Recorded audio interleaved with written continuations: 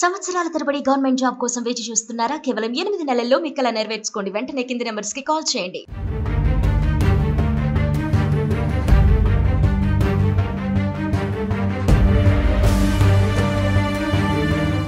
ఉగ్రవాదుల ఏరివేత షురు అయింది. పాకిస్తాన్ కి కౌంట్ డౌన్ మొదలైంది.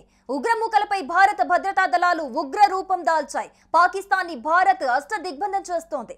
త్రివిధ దళాలు పక్కా వ్యూహంతో కలిసి పనిచేస్తున్నాయి. పక్కా స్కెచ్ వేసి ఉగ్రవాద శిబిరాలపై భారత్ బలగాలు బాంబుల వర్షం కురిపిస్తున్నాయి. సైన్యం, వైమానిక దళం, నావికా దళం బార్డర్ తో పాటు వ్యూహాత్మక ప్రాంతాల్లో తమ సన్నద్ధతను మరింత బలోపేతం చేశాయి. భారత్ యాక్షన్ లోకి దిగటంతో పాకిస్తాన్ సైన్యం భయాందోళనకు గురవుతోంది. Pakistan army chief general Asim Munir కుటుంబంతో సహా చాలా మంది ఆర్మీ అధికారులు తమ కుటుంబాలను సేఫ్ ప్లేస్ కి పంపిస్తున్నారు. మీడియా వర్గాల సమాచారం ప్రకారం పాక్ ఆర్మీ అధికారులు తమ కుటుంబాలను ప్రైవేట్ విమానాల ద్వారా బ్రిటన్, అమెరికాలకు పంపినట్టు తెలుస్తోంది.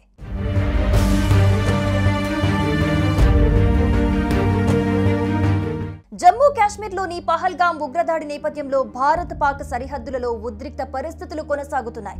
నియంత్రణ రేఖ వెంట మరోసారి కాల్పుల కలకలం రేగింది. రెచ్చగొట్టే ధోరణితో పాక్ ఆర్మీ కాల్పులకు తెగపడింది. వెంటనే భారత సైన్యం అప్రమత్తమై ప్రతిదాడులు జరిపింది. సమర్థంగా తిప్పికొట్టింది.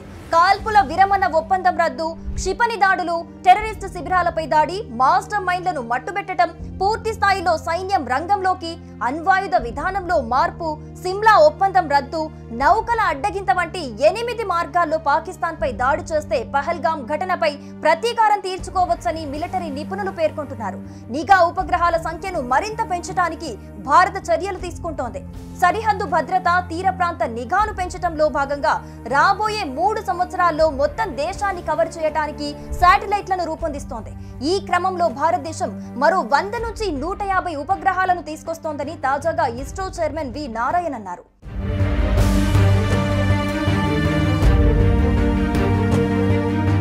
పహల్గాంలో పర్యాటకులపై ఉగ్రదాడికి పాల్పడిన ఉగ్రవాదులను తుడిచిపెట్టడానికి భద్రతా దళాలు గాలింపు చర్యలు ముమ్మరం చేశాయి.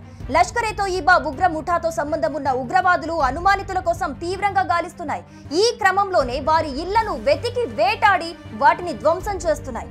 జమ్మూ కాశ్మీర్ వ్యాప్తంగా శుక్రవారం రాత్రి 5 ఉగ్రవాదుల నివాసాలను పేల్చేశాయి. పోషియాన్లోని చోటిపోరా గ్రామంలో లష్కర్ ఎ తోయిబా కమాండర్ షాహిద్ అహ్మద్ నివాసాన్ని, కుల్గాంలోని మతాలం ప్రాంతంలో మరో యాక్టివ్ టెర్రరిస్ట్ జాహిద్ అహ్మద్ నివాసాన్ని ధ్వంసం చేశారు.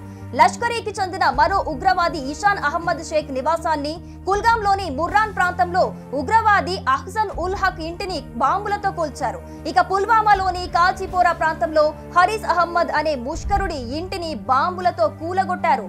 ఇతడు కూడా 2023 నుంచి లష్కర్ ఎ తరపున యాక్టివ్ గా పనిచేస్తున్నట్లు అధికారులు తెలిపారు. వీరందరిపైన ఇప్పటికే కేసులు నమోదైనట్లు అధికారిక వర్గాల సమాచారం.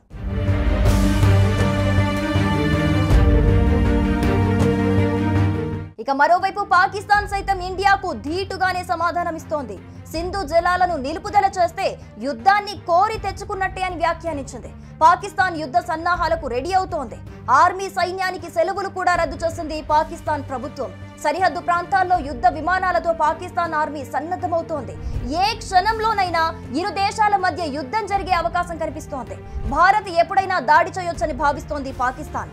ఈ క్రమంలోనే Pakistan army chief general Asim Munir కుటుంబంతో సహా చాలా మంది ఆర్మీ అధికారులు తమ కుటుంబాలను విదేశాలకు పంపించినట్లు వార్తలు వస్తున్నాయి. ఈ పరిస్థితులు దక్షిణాసియా ప్రాంతీయ భద్రతకు ఆందోళన కలిగిస్తోంది.